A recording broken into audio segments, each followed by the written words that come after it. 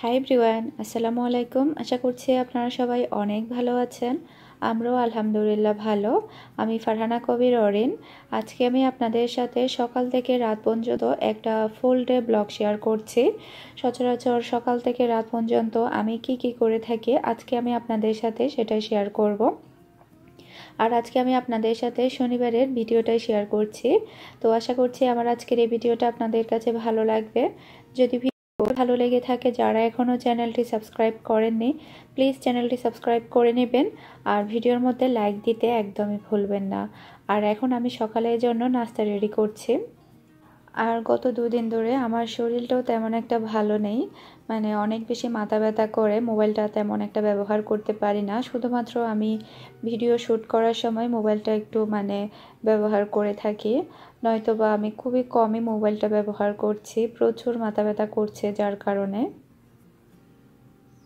আর আমি ঠিকমতো কমেন্টের রিপ্লাইও দিতে পারছি না অতিরিক্ত মাথা ব্যথার কারণে। অনেক আপুরা হয়তো বা রাগ করবে, যার কারণে আজকে একটু ভিডিওর মধ্যে বলে দিলাম।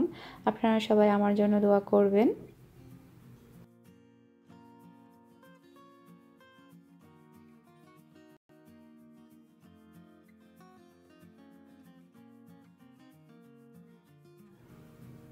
এখন আমি সবজিগুলো গরম করে নিচ্ছি।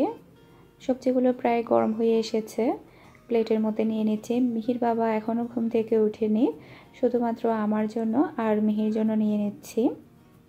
আর দুইজনের জন্য ডিম ভেজে নিচ্ছি।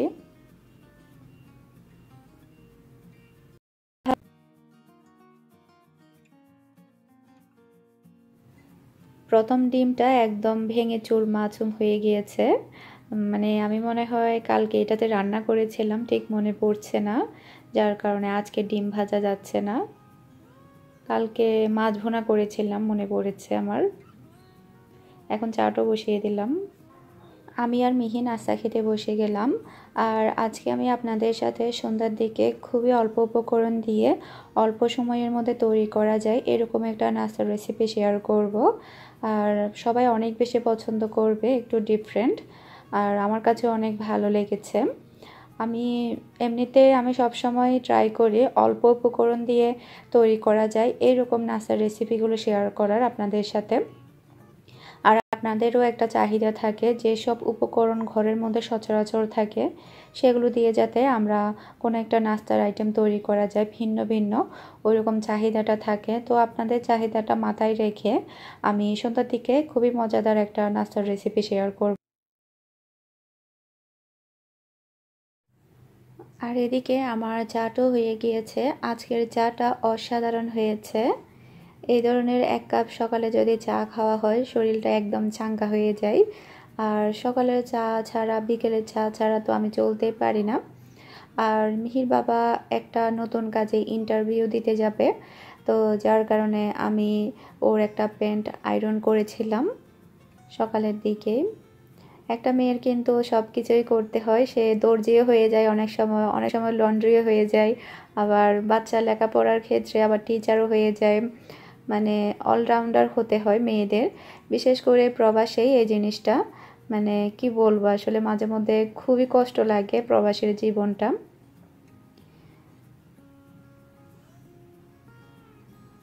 আর আজকে আমাদের এখানে একটু মেঘলা মেঘলা, বাংলাদেশের মতো। বাংলাদেশের আবহাওয়ার অবস্থা তো তেমন ভালো নেই, সবাই দোয়া করবেন যাতে কোনো বড় ধরনের ক্ষয়ক্ষতি না হয়। তো আমাদের এখানেও একটু বৃষ্টি হচ্ছে, তো যার কারণে আমার তেমন রান্নাও করতে ইচ্ছে করছে না। প্রথমে একবার ভেবেছিলাম খিচুড়ি রান্না করব, তো মন টানছে না খিচুড়ি রান্না করার জন্য। মেঘলা মেঘলা হলে আমার কাছে মনটা কেমন যেন করে, ভালো লাগে না। তো যার কারণে আমি খুবই সিম্পলভাবে দুপুরের খাবারের আয়োজন করছি। বেগুন ভাজি, তারপরে বরবটির ভর্তা, ডাল, ভাত, ব্যাস এইটুকুই দুপুরের আয়োজন। আমরা সবাই মিলে দুপুরের খাবারটা খেতে বসে গেলাম। বৃষ্টির সময় এমনিতে বেগুন ভাজা, তারপরে ভর্তা, খিচুড়ি এই টাইপের খাবারগুলো খেতে বেশি ভালো লাগে। আমার প্রথম দিকে ইচ্ছে করছিল গরুর মাংসের ভুনা খিচুড়ি করার জন্য, পরে আবার দেখছি গরুর মাংস বাসায় নেই। আবার গরুর মাংস খিচুড়ি করতে গেলেও অনেক বেশি টাইম লাগবে। আবার অন্যান্য কাজও করতে ইচ্ছে করছে না, ইচ্ছে করছে শুধু ঘুমাই আর ঘুমাই। শরীরটাও তেমন একটা ভালো নেই, যার কারণে একদম সিম্পলভাবে দুপুরের খাবারটা আয়োজন করে ফেললাম।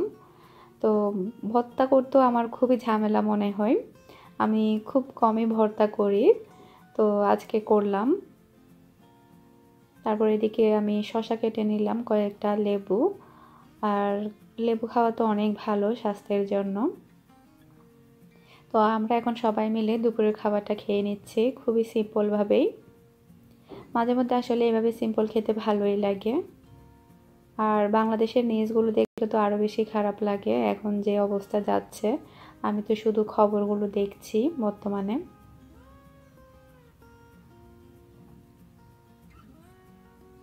এটা হচ্ছে সন্ধ্যার পর। এখন আমি আপনাদের সাথে সন্ধ্যার একটা নাস্তার রেসিপি শেয়ার করছি, খুবই সহজ। আর এটার নাম হচ্ছে পটেটো ক্রিসপি কাবাব, আর এটা তৈরি করা খুবই সহজ। আর আপনারা শুধু এটা বিকেলে নাস্তা হিসাবেই না, ভাতের সাথেও খেতে পারবেন, আবার পোলাও, বিরিয়ানি, তারপরে খিচুড়ি, এসব আইটেমের সাথেও আপনারা খেতে পারবেন, অনেক ভালো লাগবে। তো এখানে আমি মাঝারি সাইজের 3টা আলুকে সেদ্ধ করে তারপর আমি ভালোভাবে ম্যাশ করে নিলাম। আর এটা খেতে বোঝাই যাবে না এটা পটেটো দিয়ে তৈরি করা, আপনারা যদি বাসায় ট্রাই করেন তাহলে বুঝতে পারবেন। আর আমি এখানে পেঁয়াজ কুচি দিয়ে দিলাম, কাঁচামরিচ কুচি দিয়ে দিলাম।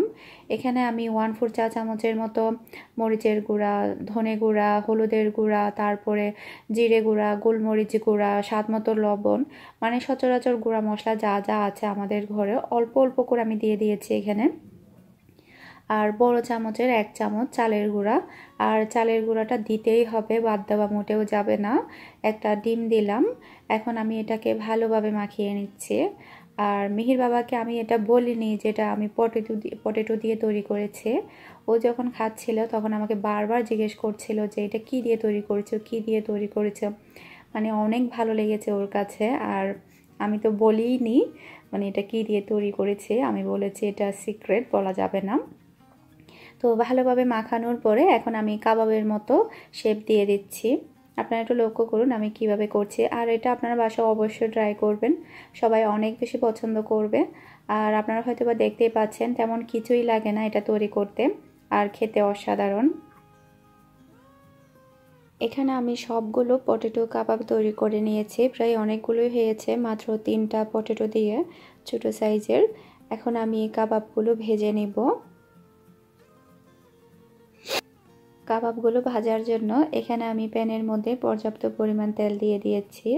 এখন আমি কাবাবগুলো দিয়ে দিচ্ছি, আর এটা অনেক বেশি ক্রিস্পি হয়। আমি এখানে যা যা দিয়েছি আপনারা তা তা দেওয়ার চেষ্টা করবেন।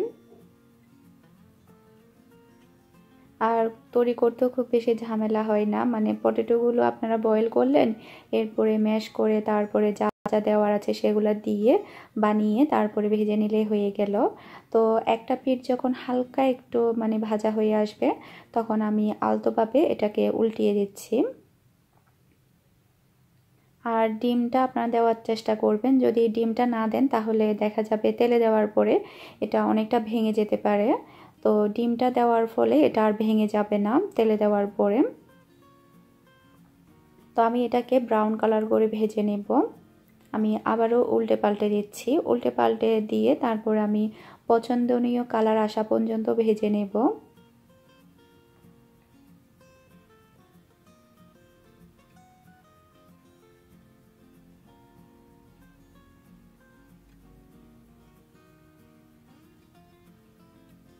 সবগুলো ভাজা হয়ে গিয়েছে, দেখুন কত সুন্দর কালার এসেছে, আপনাদেরকে একটু দেখাচ্ছি।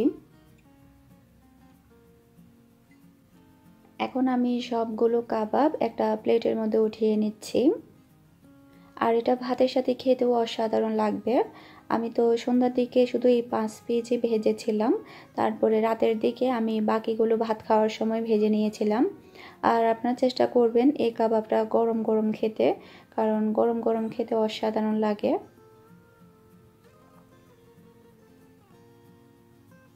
আর আপনাদের কাছে এই রেসিপিটা কেমন লেগেছে সেটা আমাকে অবশ্যই কমেন্ট করে জানাবেন। দেখুন খুবই ক্রিস্পি, আপনারা হয়তোবা দেখে বুঝতে পারছেন।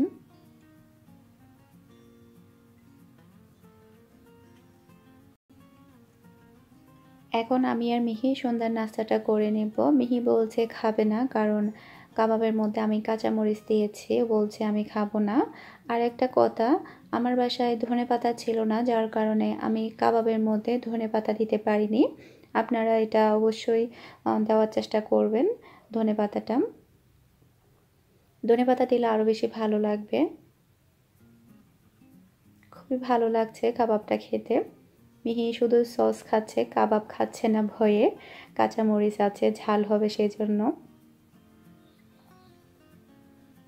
আর আমার কাছে সব সময় সন্ধ্যার দিকে ঝাল টাইপের নাস্তাগুলো করতে বেশি ভালো লাগে।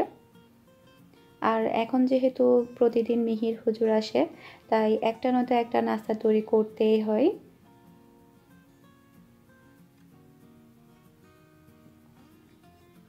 নাস্তাটা করার পরে তারপর আমি মিহিকে পড়তে বসাবো, তারপর আমি ঘরের বাকি কাজগুলো সেরে নিব।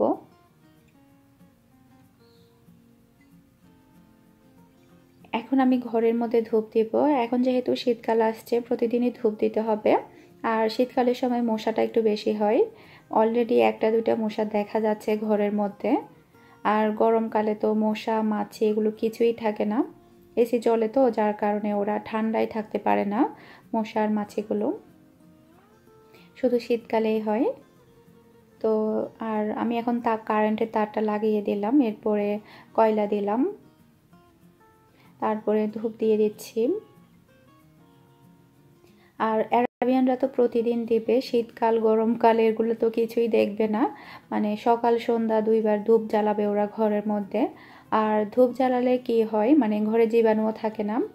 এখন আমি অল্প করে একটু খুশবু দিচ্ছি, এই খুশবুটা দিলে অনেক বেশি ফ্লেভার বের হয়, পুরো ঘরের মধ্যে একটা ফ্লেভার চলে আসে, খুব ভালো লাগে। তো পরবর্তী সময়ে আমি আবার মানে কয়লা আর একটা বাড়িয়ে দিয়েছিলাম, এখানে একটা প্রথমে কম হয়েছিল, তো আমি উপর দিয়ে আরও একটা দিয়ে দিয়েছিলাম, এরপরে আরও ধূপ দিয়েছি, ধোঁয়া বের হয়ে গিয়েছে, এখন পুরো ঘরের মধ্যে দিয়ে দিব।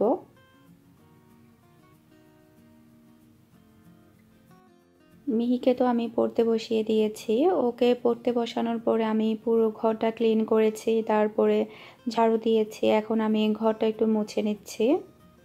তো দেখলেন তো সকাল থেকে রাত পর্যন্ত কত কিছুই না করতে হয়, জাস্ট আমি অল্প অল্প করে ক্যামেরা বন্দি করেছি, বাকি তো ক্যামেরা অফ রেখে আরও অনেক কাজে করতে হয়, যেটা কিনা ক্যামেরা বন্দি করতে গেলে ভিডিওটা অনেক বেশি বড়, আর মোবাইলেও দেখা যায় মানে জায়গা থাকে না ভিডিও করার, যার কারণে চাইলেও অনেক কিছু ভিডিও করা হয় না। আবার অনেক সময় দেখা যায় ভিডিও করার পরেও অ্যাড করি না, ভিডিওটা বড় হয়ে যায় সেজন্য। তো আমার আজকের এই ভিডিওটা আপনাদের কাছে কেমন লেগেছে সেটা আমাকে অবশ্যই কমেন্ট করে জানাবেন। আর আমার ভিডিও যদি আপনাদের কাছে ভালো লেগে থাকে, যারা এখনও চ্যানেলটি সাবস্ক্রাইব করেননি, প্লিজ চ্যানেলটি সাবস্ক্রাইব করে নেবেন। আরও একটি নতুন ভিডিও নিয়ে হাজির হয়ে যাব, সে পর্যন্ত আপনারা সবাই ভালো থাকবেন, সুস্থ থাকবেন।